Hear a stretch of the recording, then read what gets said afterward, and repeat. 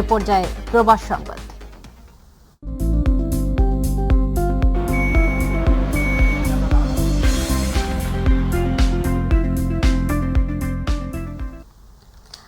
Saudi আরবের মক্কা প্রাদেশিক BNP ও অঙ্গ সংগঠনের উদ্যোগে প্রয়াত সাবেক প্রধানমন্ত্রী বেগম খালেদা জিয়ার রুহের মাগফিরাত কামনায় দোয়া মাহফিল ও আলোচনা সভা অনুষ্ঠিত হয়েছে।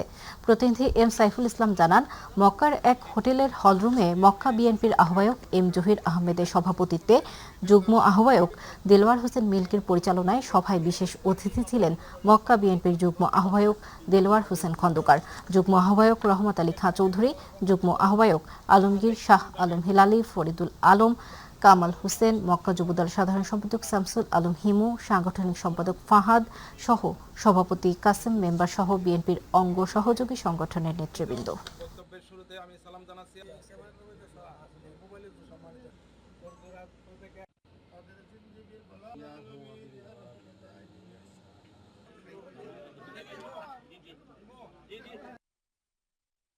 সৌদি আরবের পবিত্র নগরী মদিনায় মহেশখালী কুতুবদিয়া প্রবাসীদের উদ্যোগে এক বিশেষ মতবিনিময় সভা অনুষ্ঠিত হয়েছে।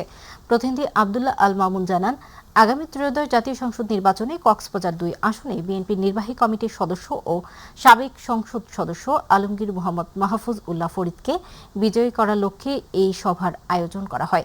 সভায় সভাপতিত্ব করেন এবং অনুষ্ঠান পরিচালনা করেন বিশিষ্ট ব্যক্তিত্ব আলহাজ কামাল সওদাগর। অনুষ্ঠানে প্রধান বক্তা হিসেবে বক্তব্য রাখেন সাদ্দাম হোসেন এবং যৌথ সঞ্চালনায় ছিলেন আব্দুল মালেক ও আব্দুল মোভিন। এই সভায় স্থানীয় বিএনপি ও অঙ্গ সংগঠনের নেতাকর্মী সহ বিপুল সংখ্যক প্রবাসী বাংলাদেশে উপস্থিত ছিলেন।